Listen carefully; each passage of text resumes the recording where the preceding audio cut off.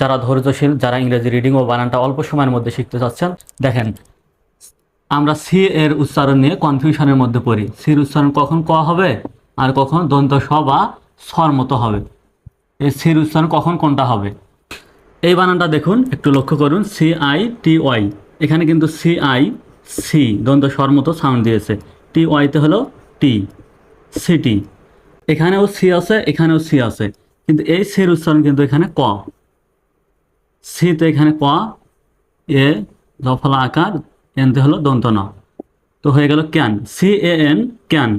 এখানে সির উচ্চারণ দ্বন্দ্ব স, কিন্তু এখানে সির উচ্চারণ কর মতো হয়েছে। কেন এরকম হয় এই বিষয়টা ইনশাল্লাহ আজকে ক্লিয়ার হয়ে যাবে, যারা ধৈর্য সহকারে ক্লাসটা শেষ পর্যন্ত দেখবেন। কারণ আপনাদের মধ্যে অধিকাংশেরই ধৈর্য নেই। আপনারা ক্লাসে ক্লিক করে ব্যস্ত হয়ে পড়েন, তাড়াতাড়ি শুধু বের হয়ে যাওয়া বা ভিডিওটা স্কিপ করে কোনো রকমে দেখা। একটু ধৈর্য ধরুন, ক্লাসটা বেশি বড় হবে না, একটু ধৈর্য ধরুন। কখন সির উচ্চারণ ক হয় আর কখন স হয় এখনই ক্লিয়ার হয়ে যাবে। এই নিয়মটা একটু মনোযোগ সহকারে শুনুন এবং লিখে নিতে পারেন। সি এর পরে যদি EIY থাকে, সাধারণত কোনো শব্দে যদি সি এর পরে EIY থাকে, এই তিনটা লেটারের যে কোনো একটা থাকে, তাহলে সির উচ্চারণ কিসের মতো হবে? দন্ত স্বর মতো হবে। যেমন এখানে দেখুন, একটু লক্ষ্য করুন, সির পরে কি আছে? ই আছে। এই সির পরে ই আসছে, এই যে ই, এটা কিন্তু এখানে আছে। সুতরাং এখানে সির উচ্চারণ কিসের মতো হবে? দ্বন্দ্ব স বা স্বর মতো হবে। তাহলে CE কি হয়? সি। MENT, meant. তাহলে হয়ে গেল কি? সিমেন্ট। সির পরে যেহেতু ই আসছে, এজন্য সির উচ্চারণ কিসের মতো? স্বর মতো হবে। এখন আর কিমেন্ট বলা যাবে না, সিমেন্ট। দ্বিতীয় শব্দটা দেখুন, সি এর পরে ই আসছে, ওই একই সির পরে ই আসছে। সুতরাং এখানেও সির উচ্চারণ কিসের মতো হবে? স্বর মতো হবে। তাহলে CER, সার। সার। TAIN, ten. কি? সারটেইন। সির পরে এবার দেখুন আই আসছে, এখানে কি আই আছে তিনটা লেটারের মধ্যে? হ্যাঁ আছে, এই আই আছে। সি এর পরে আই আসলে কিসের মতো উচ্চারণ হবে? সির উচ্চারণ স্বর মতো। সুতরাং CIC, TYT, সিটি। এবার দেখুন প্র্যাকটিস বানানে, PRC, প্রাক। TIC শব্দের শেষে দেখুন TICE আছে, সির পরে কি আসছে? ই আসছে, সির পরে ই আসছে। সুতরাং সির উচ্চারণ স্বর মতো। প্র্যাকটিস। PRAC, প্রাক। এই সির উচ্চারণ কেন কর মতো হলো সেটা কিন্তু আমরা দেখব। সির উচ্চারণ কখন কর মতো হয় সেই নিয়মে কিন্তু আমরা দেখব যে এখানে কেন সির উচ্চারণ কর মতো হলো। PRAC, প্রাক, এখানে কেন কর মতো হলো? TIC, টিস। এখানে সির উচ্চারণ স্বর মতো হয়েছে, এই লাস্টের ইর উচ্চারণটা নেই অবশ্য। প্র্যাকটিস। অ্যাডভাইস, এখানেও সির পরে ই আসছে, সুতরাং সির উচ্চারণ তখন তো স্বর মতো হবে। Advice, advice.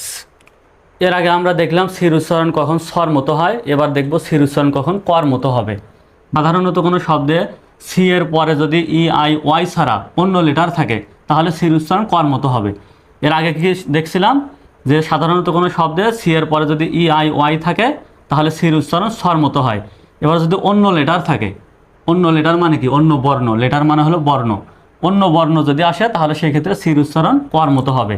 দেখুন সির পরে দেখুন তো কি আসছে? এ আসছে। তো এই EIY এর মধ্যে কি এ আছে? এ নাই, অন্য লেটার আসছে। এটা এটা অন্য লেটার, সুতরাং সির উচ্চারণ কর মতো।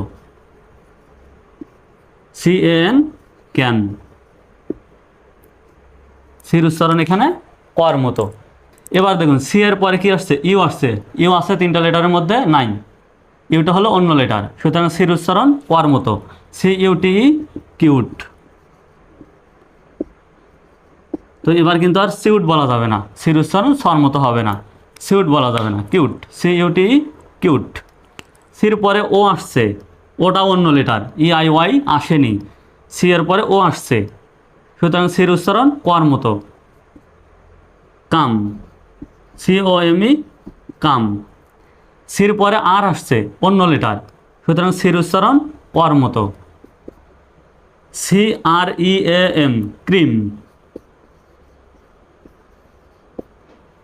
সি এর পরে দেখেন এ আসছে, সুতরাং CN ক্যান। এখানে দুইটা নিয়মেই অ্যাপ্লাই হয়েছে, আগের নিয়মটা পরের নিয়মটা। সির এখানে সির পরে এ আসছে, EIY আসে নাই, অন্য লেটার, সুতরাং সির উচ্চারণ কর মতো। CAN can. এবার দেখুন সির পরে ই আসছে, সির পরে ই আসলে কি হয়, সির উচ্চারণ স্বর মতো হয়। সির পরে ই আসলে স্বর মতো হয়, আর অন্য লেটার আসলে কর মতো হয়। সুতরাং সির পরে ই যেহেতু আসছে, সুতরাং সির উচ্চারণ স্বর মতো। CEL এখন সেল হবে। সেল বা সল দুইভাবে উচ্চারণ করা যায়, ক্যান্সল বা ক্যান্সেল, দুটো উচ্চারণই সঠিক, ক্যান্সেল বা ক্যান্সেল। আশা করি আপনাদের কাছে সির উচ্চারণ কখন কর মতো হয় আর কখন স্বর মতো হয় একদমই ক্লিয়ার হয়ে গেছে। আর এগুলো কিন্তু আমার শিটে লেখা আছে, কেউ যদি আমার শিটটা নিতে চান তাহলে স্ক্রিনে দেওয়া নাম্বারে যোগাযোগ করবেন। Thank you so much for watching this class. Don't forget to subscribe my channel English antibiotic. Allah হাফেজ।